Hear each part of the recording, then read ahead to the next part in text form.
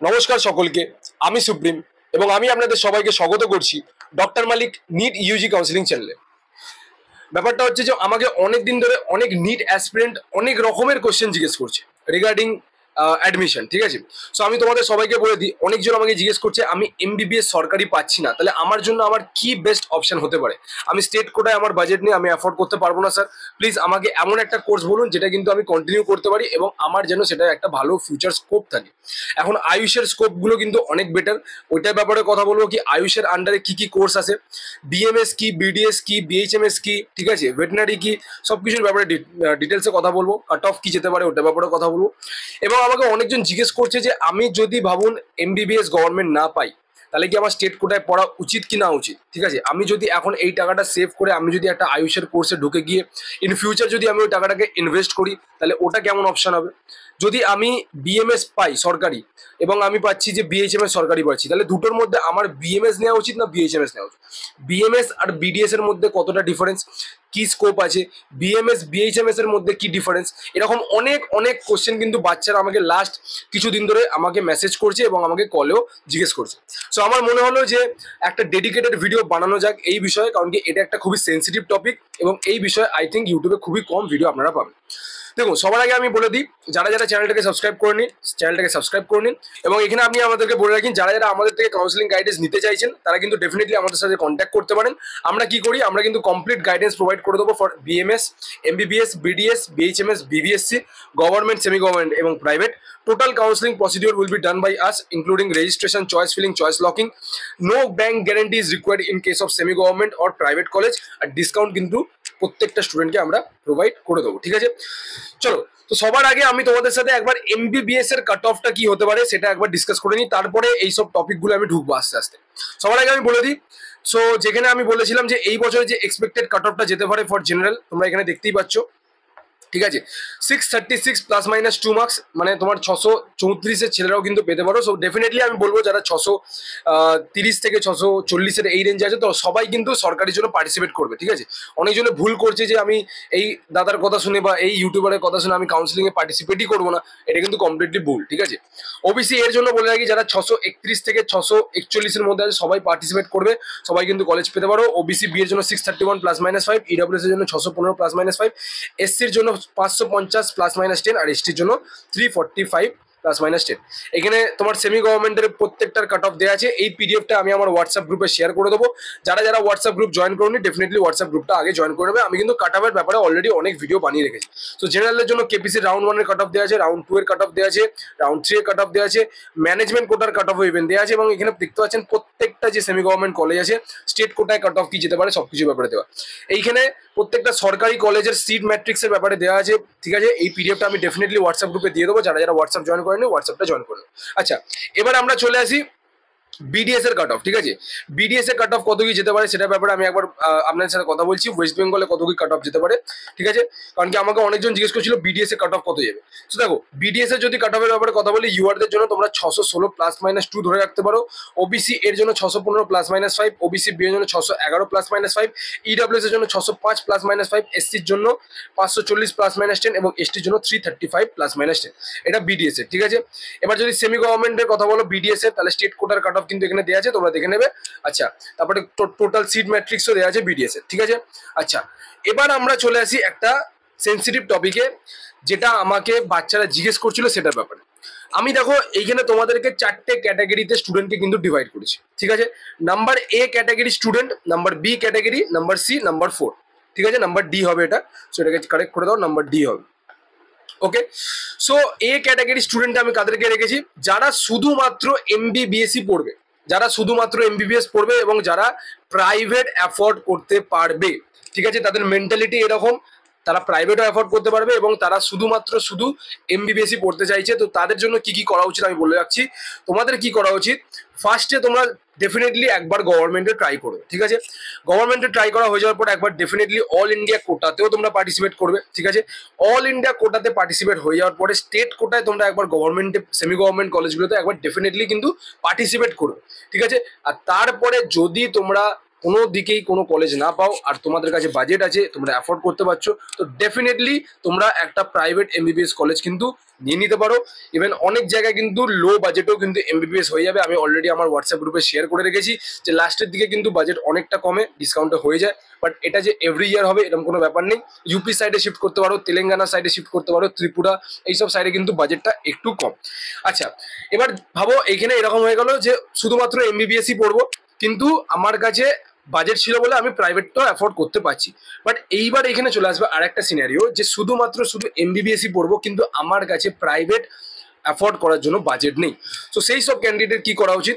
সেই সব ক্যান্ডিডেটের ফার্স্টে তোমরা ডেফিনেটলি গভর্নমেন্ট ট্রাই করবে, অল ইন্ডিয়া কোটাতেও ট্রাই করবে, সেমি গভর্নমেন্টও ট্রাই করবে। তোমাদের প্রাইভেটে তোমরা যেহেতু অ্যাফোর্ড করতে পারবে না, তো ডেফিনেটলি তোমাদেরকে আমি বলবো না যে প্রাইভেট তোমরা চুজ করো, কারণ কি এমবিবিএস ছাড়াও কিন্তু তোমরা আদার অপশনে যেতে পারো। ঠিক আছে, যেহেতু তোমরা শুধুমাত্র এমবিবিএসই করতে চেয়েছিলে, আমি জানি যে তোমরা আয়ুষের দিকে শিফট হবে না, তো তোমাদেরকে কি করা উচিত, তোমরা কিন্তু নিজেদের স্ট্রিম চেঞ্জ করে নাও। এবং অনেক ভালো ভালো স্ট্রিম আছে যেমন বিএসসি, বিপিটি এবং অনেক অনার্স কোর্স আছে যেগুলো কিন্তু তোমরা করে ভালো করে পড়াশোনা করে কিন্তু ডেফিনেটলি তোমরা ফিউচারে এগোতে পারো। ঠিক আছে, এটা হয়ে গেল ক্যাটাগরি এ স্টুডেন্ট। এবার ক্যাটাগরি বি স্টুডেন্ট কেমন? যে ভাই শুধুমাত্র আমি গভর্নমেন্ট কলেজ চাই, আমার যে কোনো স্ট্রিম চলবে, আমার আয়ুষ চলবে এবং আমার এমবিবিএস বিডিএসও চলবে। সো দেখো এইসব স্টুডেন্টের জন্য খুবই সুবিধা হয় কাউন্সিলিংটা পার্টিসিপেট করতে।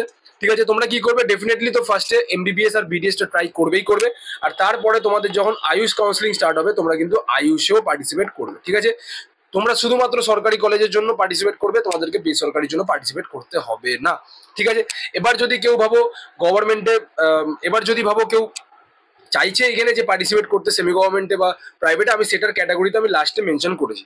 আচ্ছা, এবার চলে আসি আমরা ক্যাটাগরি সি এর স্টুডেন্ট। ঠিক আছে, কি বলছে, এমবিবিএস। ঠিক আছে, মানে ওরা টার্গেট রেখেছে এমবিবিএস, কিন্তু যদি এমবিবিএস না হয় ওরা নিজেদের জন্য কিন্তু একটা অল্টারনেট অপশনও খুলে রেখেছে। মানে কি অপশন? এমন একটা কোর্স স্যার দিয়ে দিন আপনি, বা এমন একটা কোর্সে আপনি আমাদেরকে এনরোল করিয়ে দিন যেখানে একটা ডিসেন্ট ফিউচার স্কোপ আছে। ঠিক আছে, বোথ ইন গভর্নমেন্ট এবং স্টেট কোটা। ঠিক আছে, আমি তাদের জন্য, এই ক্যাটাগরি স্টুডেন্টের জন্য বলে রাখছি, তোমরাও ডেফিনেটলি প্রথমে এমবিবিএস গভর্নমেন্ট এবং স্টেট কোটায় পার্টিসিপেট করবে। সেকেন্ড হচ্ছে বিডিএস গভর্নমেন্ট এবং স্টেট কোটায় পার্টিসিপেট করবে। থার্ড হচ্ছে বিএমএস গভর্নমেন্ট এবং স্টেট কোটায় পার্টিসিপেট করবে। ফোর্থ হচ্ছে বিএইচএমএস গভর্নমেন্ট। আচ্ছা, এখানে আমি প্রাইভেটটা মেনশন করিনি কারণ কি তোমরা গভর্নমেন্ট এবং স্টেট কোটার জন্য পার্টিসিপেট করছো। ঠিক আছে, আর বিবিএসসির গভর্নমেন্ট এবং অল ইন্ডিয়া কোটার জন্য। ঠিক আছে, আচ্ছা, তো এই ক্যাটাগরি স্টুডেন্টের জন্য এই অপশনগুলো তোমাদেরকে আমি দিলাম। নেক্সট ক্যাটাগরি স্টুডেন্ট হচ্ছে যে interested only in Ayush counselling. এই ক্যাটাগরি স্টুডেন্টরা কারা? যারা জাস্ট কোয়ালিফাইড থেকে শুরু করে, যারা কোনো ভাবো এমবিবিএস কলেজ পাচ্ছে না, মানে ভাবো তোমার 150 থেকে শুরু করে একদম 600 অব্দি, এই রেঞ্জে যারা যারা স্টুডেন্ট আছো এবং যারা যারা ডিসাইড করেছো যে না আমি বিডিএস পড়বো না, আমি বিবিএসসি পড়বো না, আমি শুধুমাত্র আয়ুষ কাউন্সিলিংয়ে পার্টিসিপেট করবো, আমি আয়ুষের কোর্সগুলো করবো, তাদের জন্য আমি বলে রাখি তোমরা কি করবে, ফার্স্ট প্রেফারেন্স কিন্তু তোমাদের বিএমএস গভর্নমেন্ট এবং স্টেট কোটা রাখবে, সেকেন্ড রাখবে হচ্ছে বিএমএস গভর্নমেন্ট, থার্ড হচ্ছে তোমার বিওএমএস গভর্নমেন্ট। ঠিক আছে, এবার তোমাদেরকে আমি এখানে একটা কথা বলে রাখি, আমি তোমাদেরকে এটাই বলবো যে অ্যাজ পার মাই এক্সপিরিয়েন্স বা অ্যাজ পার মাই ওপিনিয়ন বা সাজেশন, তোমরা কিন্তু বিএমএসটাকে প্রেফার করবে ওভার বিএইচএমএস প্রাইভেট অর বিওএমএস। মানে ভাবো তুমি কিন্তু বিএইচএমএস প্রাইভেট পেয়ে যাচ্ছ, বাট আমি তোমাদেরকে বলবো বিএইচএমএস প্রাইভেট ছেড়ে দিয়ে তোমরা বিএমএস প্রাইভেটে শিফট হয়ে যাও, ওটা কিন্তু তোমাদের জন্য বেশি বেটার, কারণ কি বিএমএস এর কোনো না কোনো দিক থেকে স্কোপটা একটু বেশি অ্যাজ কম্পেয়ার টু হোমিওপ্যাথি এবং বিইউএমএস, দ্যাট ইজ ইউনানি। ঠিক আছে, আই থিঙ্ক এটা ক্লিয়ার হয়ে গেছে তোমাদের। এবার আমি চলে আসছি অনেকগুলো ফ্রিকোয়েন্টলি আস্কড কোয়েশ্চেন যেটা বাচ্চারা আমাদেরকে জিজ্ঞেস করছে। ফার্স্ট হচ্ছে যে এমবিবিএস ভার্সেস আদার ফিল্ড, আমি এমবিবিএস পেলাম না, তাহলে কি আমার অন্য ফিল্ডে যাওয়া উচিত? The answer is 100% yes. যদি এমবিবিএস না পাও তো তোমরা ডিফারেন্ট কোর্স আছে, তার মধ্যে মেডিকেল ফিল্ডেই থাকো, আমি তোমাদেরকে এটা সাজেস্ট করবো। ফর এক্সাম্পল ধরে রাখো তোমরা বিএমএস করে নাও। ঠিক আছে, বিএমএস এখন খুবই একটা ভালো কোর্স, তোমরা হোমিওপ্যাথি করতে পারো, তোমরা বিডিএস করতে পারো, অনেক অনেক কোর্স আছে, তোমরা কিন্তু করে তোমরা ডেফিনেটলি কিন্তু ফিউচারে ভালো সাকসেসফুল হতে পারবে। নেক্সট হচ্ছে তোমার BMS government versus BMS private. এটা হচ্ছে অনেকজনের কোশ্চেন আসছে যে আমার স্যার স্টেট কোটায় তো হয়ে যাবে, এমবিবিএস স্টেট কোটায় হয়ে যাবে প্রাইভেট কলেজে, বাট এই সব কলেজে পড়লে কি আমার ফিউচারে কোনো এফেক্ট পড়বে? তো তোমাদের জন্য বলে রাখি, জব কোনো প্রবলেম হবে না, জবে তোমাদের কোনো প্রবলেম হবে না।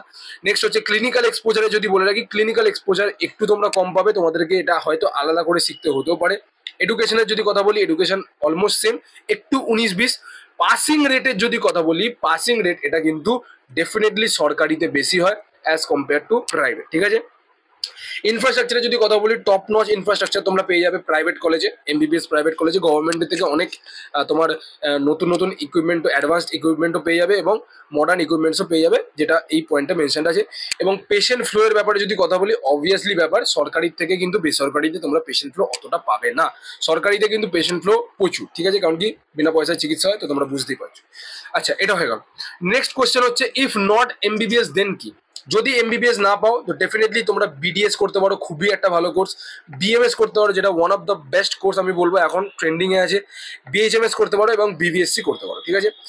আমার পার্সোনাল ওপিনিয়ন এটাই থাকবে যে তোমরা এমবিবিএস যদি না পাও, তোমরা কিন্তু মেডিকেল ফিল্ডটা ছেড়ো না, ঠিক আছে। মেডিকেল ফিল্ডে কিন্তু এখন অনেক স্কোপ আছে, তোমরা মেডিকেল ফিল্ড ছেড়ো না।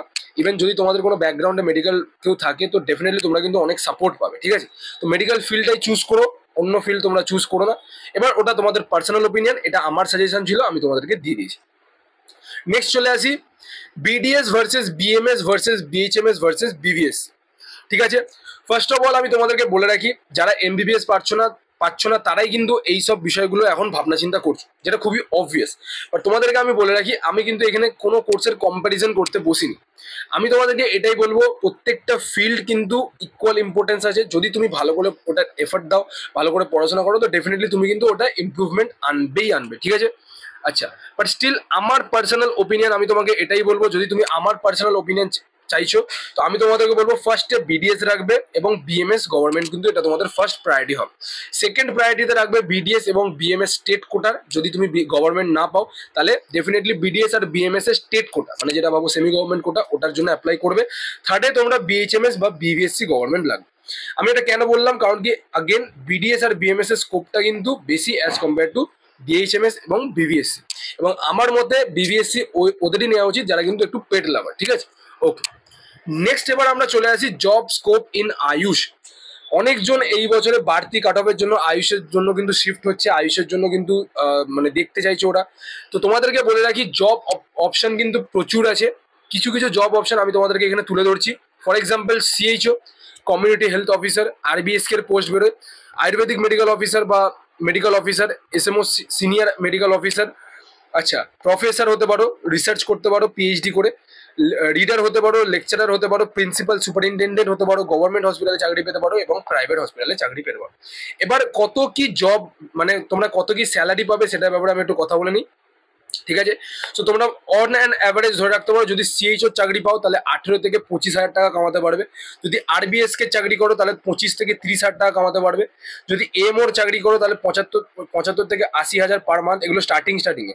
এসএমওর যদি চাকরি পাও তাহলে 85 থেকে 1 লাখ। প্রফেসরের যদি চাকরি পাও 30 থেকে 50। রিসার্চার যদি হও তাহলে 50 থেকে 1 লাখ। রিডার যদি হও তাহলে 30 থেকে 50।